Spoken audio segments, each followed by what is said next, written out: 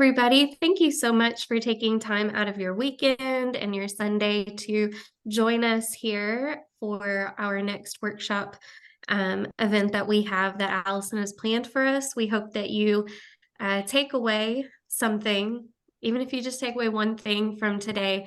Hopefully it will be something meaningful for you. So I'm going to share my screen. This session is about goal setting and vision planning. And so that's something that I'm passionate about. So we will jump in here in just a moment when I get my screen shared. She's just standing there staring at you.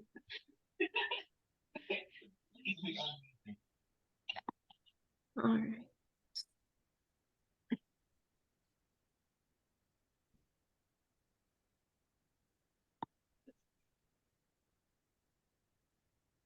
Nikki, are we looking okay here? Can you see my? Okay, great. All right. So as I said, I am, or maybe I didn't say this, but my name is Katie Dukes, and I'm our National Vice President for Communication and Recognition.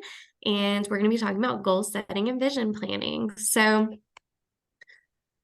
kind of on the agenda for today, we've got two different sections here. And I actually, even though the title of the workshop is goal setting and vision planning, it makes more sense to actually flip them when we're talking about them, because you have to know your vision before you can set your goals. And so we're going to talk about vision statements first, and then we'll jump into goal setting. And then we've got a little bit of putting it into practice, so that way we can have something to take away with us today.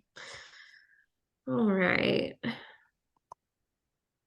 So for vision statements, now I'm sure we are all familiar with the fact that, there is a Tau Beta Sigma vision statement, but in terms of its actual definition, a vision statement focuses on the future, and they are a source of inspiration and motivation. So you're thinking long term, the future of the organization, where you're wanting to go. And then, of course, when we move into goals, that's thinking about how are we going to get there. So I personally, I'm in grad school right now. I'm working on my degree in education administration to become a principal.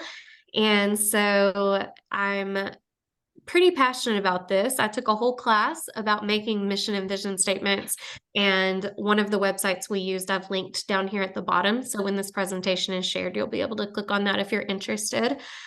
Just trying to cite my sources. We know that's important. But a vision statement, you can see here our TBS vision statement, which again, I'm sure we all know, but it's going to be something that is forward thinking and inspiring. So let's read this vision statement for TBS and see if it falls into that category. So Tau Beta Sigma is a highly respected music organization that creates an equitable and inclusive environment where all band members grow through leadership, musicianship, and service. Through shared values across an engaged membership base, we are empowered to flourish beyond our collegiate careers in all areas musical, professional, and philanthropic. We are committed to fostering connections and creating a meaningful experience for our members, band directors, college communities, and the band world. So there are two different types of vision statements you're going to see. We might see one that's a little more lengthy, like here, it's funny on the website, it's only a few lines, but because it's in a slide here, it looks a lot more lengthy. But sometimes you'll see vision statements that are real concise.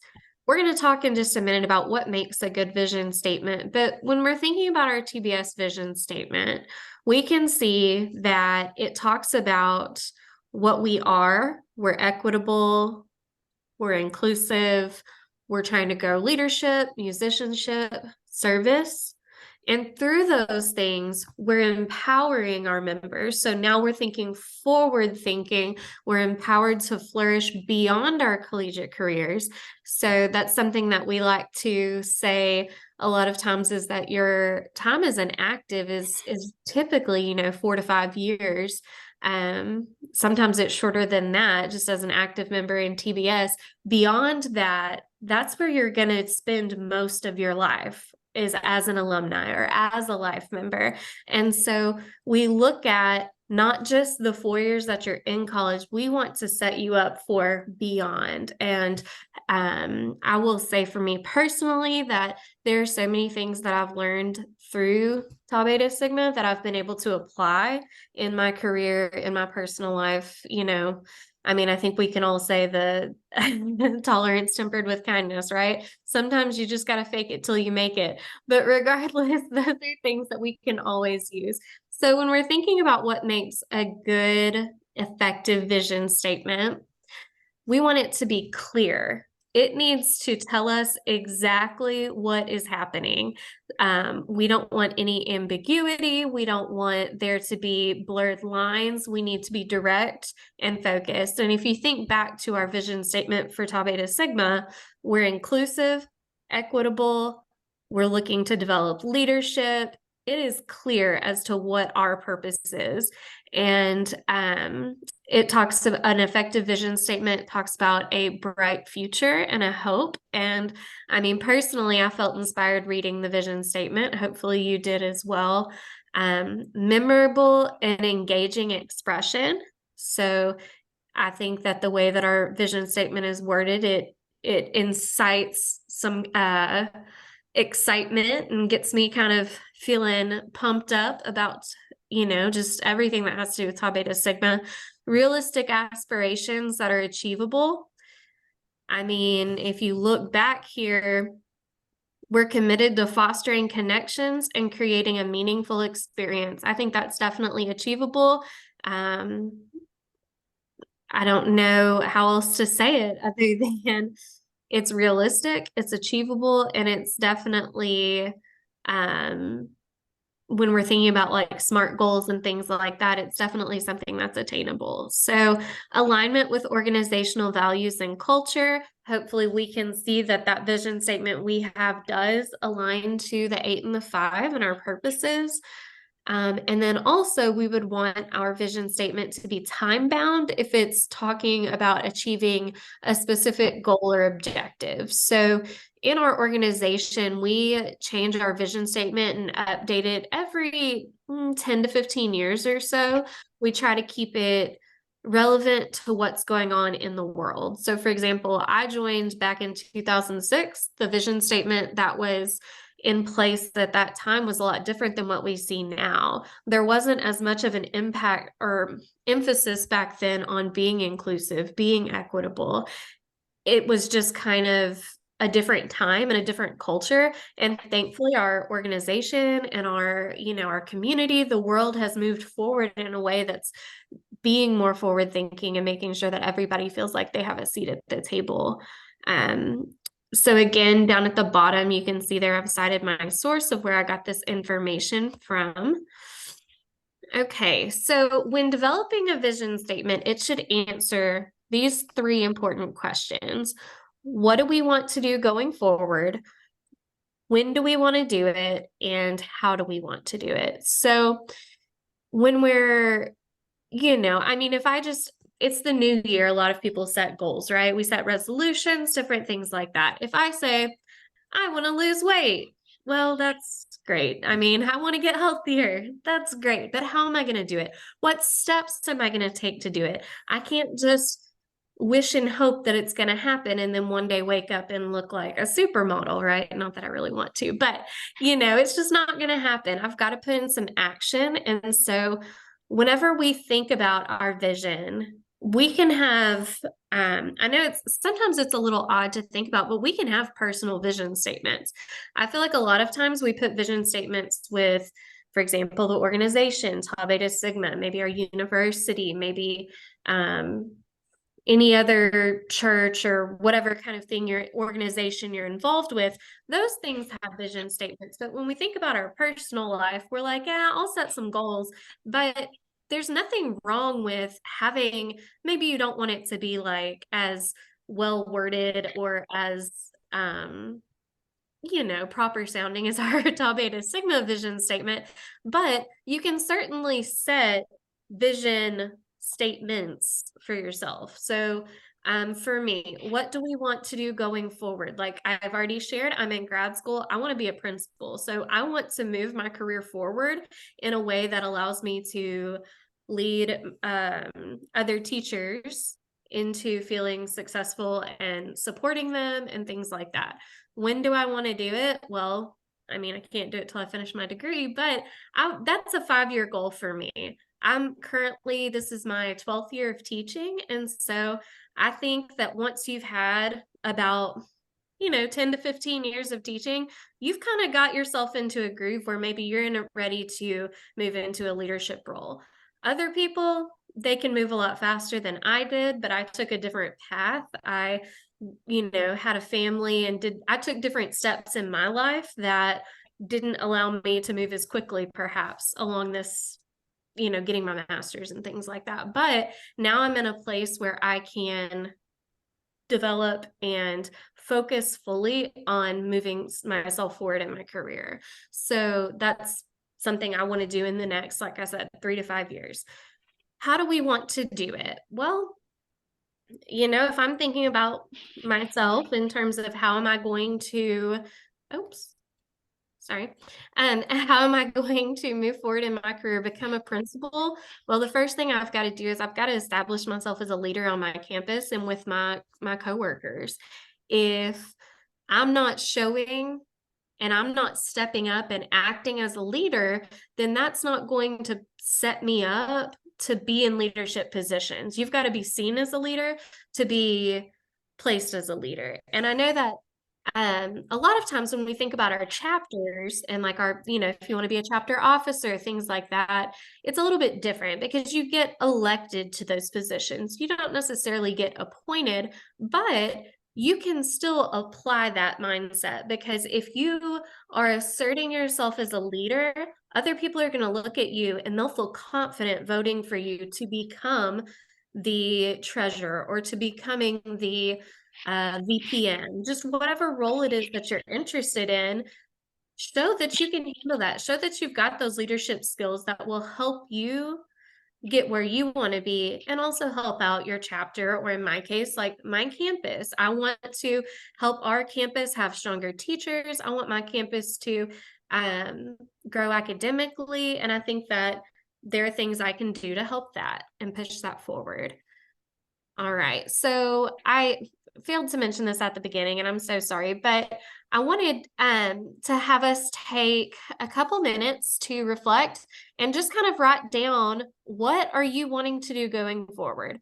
When do you want to accomplish it by, and how do you want to do it? So if you don't already have something to write on, if you could just quickly grab a sheet of paper, your planner, just whatever you've got, and jot down the answers to these 3 questions. Maybe make a note in your phone, something like that, because we want to keep these in mind as we go through the rest of our time together. So I'm going to set a timer for, we'll say 4 minutes, and I will put myself on mute. That way you've got some time to think, and we will come back in together in 4 minutes.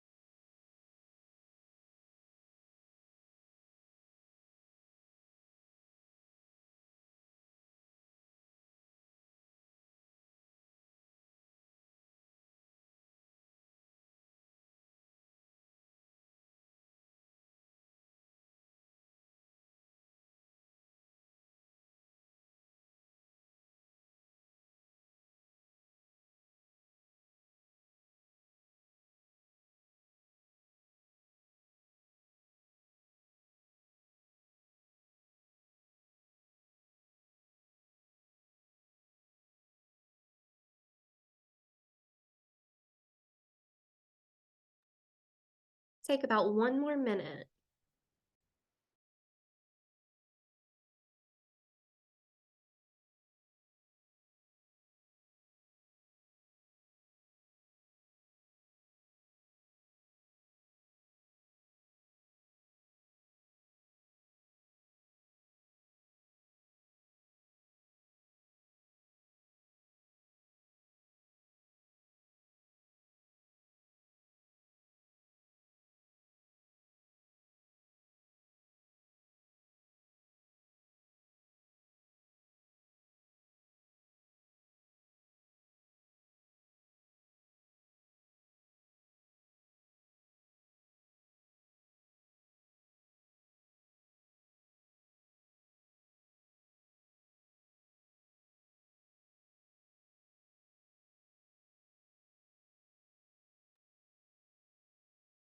All right. So, as you were reflecting and taking some time to think about your personal vision, hopefully you were able to really think about not only 2024, but where you're wanting to go long term in the next few years as you move into graduation and beyond. Or maybe you were thinking something more short term, but either way, we are going to move along here into goal setting, because in order to make our vision happen, we have to have goals and objectives in order to move towards meeting that vision that we have. All right, I went the wrong way. Here we go. So the definition of a goal is it is the purpose toward which an endeavor is directed. So if we're thinking back to our vision and what we were just writing about, our goals are going to be what push us in order to meet that vision, the result or achievement toward which the effort is directed or aimed. So if we are looking for becoming a district officer, if we're looking for becoming a chapter officer, what steps do we need to take in order to set us up to be quality candidates for those positions?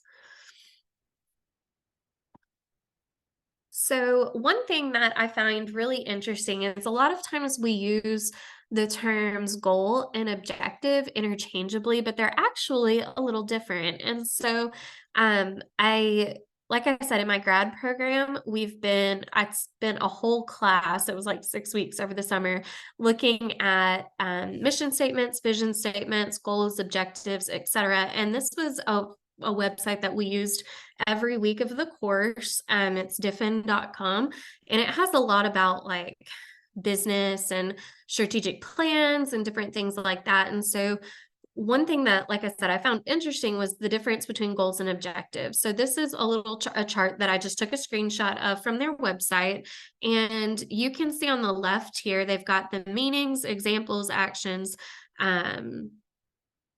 how they're measured, and then the time frame. So according to this particular website, they're saying that goals are the purpose toward which an endeavor is directed. Okay, that makes sense. So an example would be, I want to achieve success in the field of genetic research and do what no one has ever done before. So they're thinking lofty goals, right? An action, or the action you would take, is generic, or better still, an outcome towards which we strive. So it's interesting because you've got your big vision. Within that, you've got your different goals that you need to that you need to meet in order to reach that vision. But then I think where we sometimes maybe, like I said, we use these words interchangeably, but what we don't realize is that the objectives are what you actually do to meet the goal. And so here's an example. So if I've decided that I want to run a marathon, okay, I can't just wake up tomorrow and run 26.2 miles. The only thing I ever run is late. Like, there is no running in this house. Okay. Um, so if I want to run 26.2 miles tomorrow, well, that's not going to happen. But if I think to myself, next year or by the end of 2024 or whatever, I want to run a marathon. My goal is going to be to first, maybe I need to be able to run a 5K. Then I need to be able to run a half marathon. And then whatever would be next, right? So I need to be able to establish myself at certain points throughout the course of my big vision, my big overarching thing that I want to accomplish. I've got to set goals in order to meet that. Maybe I know in May there's going to be the TBSA 5K. I've got to be able to set myself up to be successful at the 5K. Different opportunities that are throughout the year before I get to that marathon, I need to be able to meet those. Okay. So then again, even that, I'm not going to wake up tomorrow and just be able to run a 5K. I'm not going to be able to meet that goal. I've got to have objectives. And so within that, first, I need to be able to run a mile. But before I do that, probably need to get some running shoes, right? Like there's so many different little factors that have to take place before we even meet or can even think about meeting our goal. And those are what we call objectives. And so our objectives are going to be the specific actions that support the goal. And then our goals are going to be what support our vision. So objectives are what if you're like me and you're a checklist person, that's kind of what I want to just check. I want to look and say, yep, I got my Nikes. I'm good to go. All right. I've looked at the weather. I know that I can run my neighborhood in, Monday, Wednesday, and Friday, but Tuesday and Thursday it's going to rain or whatever. I've set time in my schedule for me to start practicing and start getting more active, and then looking forward to the overarching goal of running a 5K, half marathon, and then eventually the long term. Okay. So another example of an objective using the same story, it might, you're depending on where you're at in terms of being able to reach your goal. If you're like me, like I said, the only thing I run is late. So I'm not ready to even I'm not even ready to start thinking about running right now. I need to say, like, okay, I'm going to set my alarm for 5 o'clock because I'm going to go running in the mornings. I need to set my alarm for 5 o'clock. I need to wake up at 5 o'clock. Then I need to move into. So you might be at different levels of, we'll say, closeness to reaching your goals or to accomplishing your goals and then moving towards your vision. And that's okay. For example, I said I'm in grad school. I'll be done in May. So I'm really close to that finish line, right? But running a marathon, we're not even close, like not even. So there's you may be at different points throughout meeting. What I'm trying to say is you may be at different points towards reaching your vision or achieving your goals, but you can still apply these things and you can still change course if you need to. That's what's really great about goals and everything like that, is it's okay to say, no, I didn't make it, and then kind of change course as needed. So in my career as a teacher, we have what are called PLCs, which are professional learning communities. And it's typically like your grade level team, or maybe the people who teach the same subject, like all the math teachers, we would meet together. And so there's 4 questions that we ask ourselves while we're meeting. What do I want my students to know? How will I know when they know it? And what will I do when my students don't get it? And then how will I extend their learning when they know it? And so I know a lot of times we've heard about SMART goals and different other little acronyms that we can use for that. But I thought, let's take these questions and apply them to ourselves. And so when we're creating goals, really what we're thinking and need to be guiding ourselves through is, what do I want to accomplish? How will I know when I've accomplished it?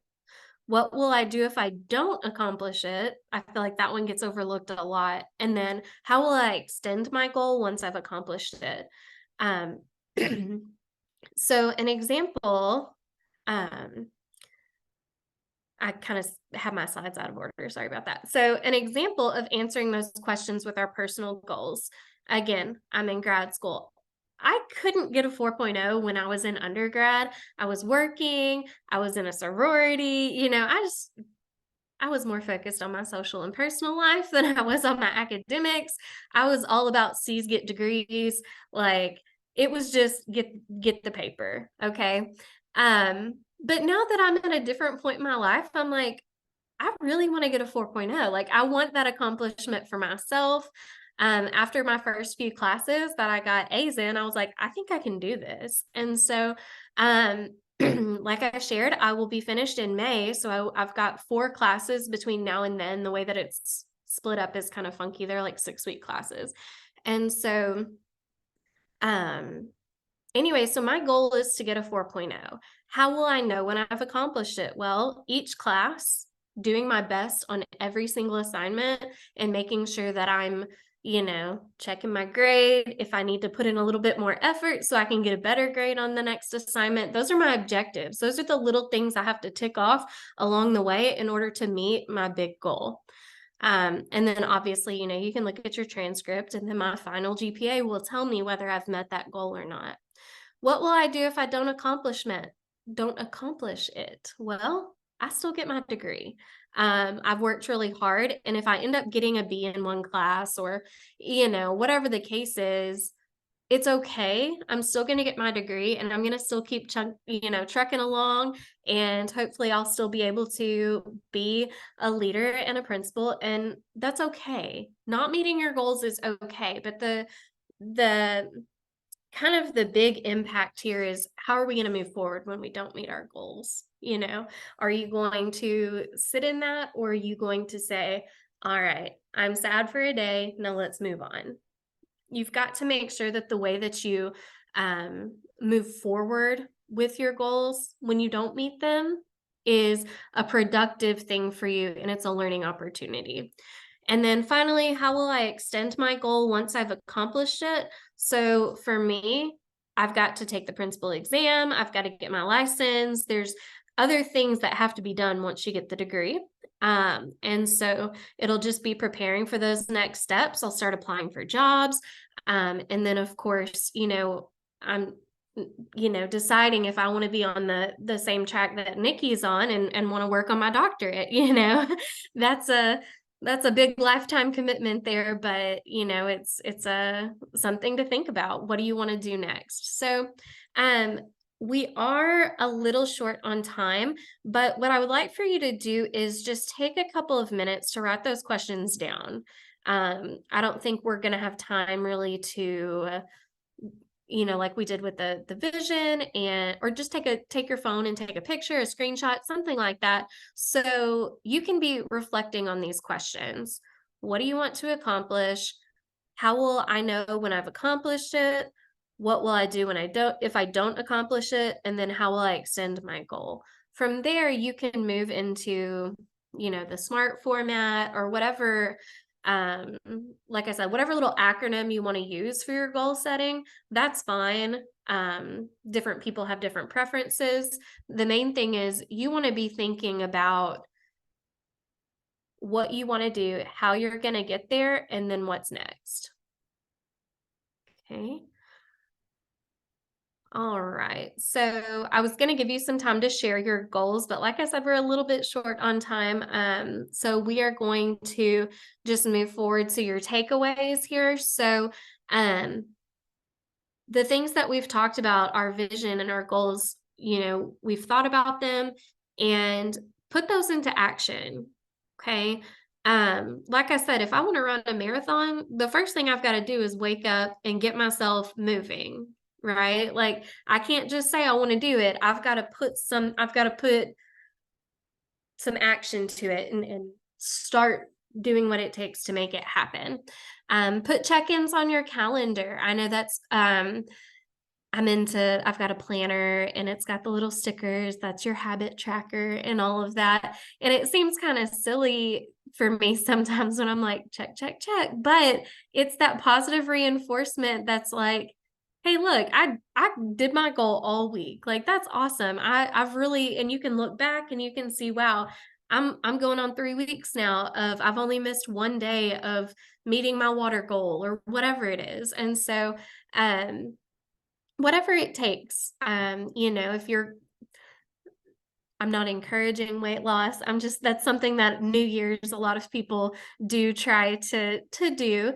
Maybe you're going to do a weekly weigh-in, and so you're going to put on Monday on your planner your weigh-in, or whatever the case is. Just something that holds you accountable to checking in with your goals and how you're doing. Celebrate the wins. Even if maybe I'm trying to run a 5K and I'm not able to do it in the time limit that I want to do it in, but I still finished. And so celebrate that. Celebrate the things that are when you're meeting those objectives towards your goal. Okay. And then finally, make your vision and goals visible. So that was one thing. That was the reason I wanted us to write those down.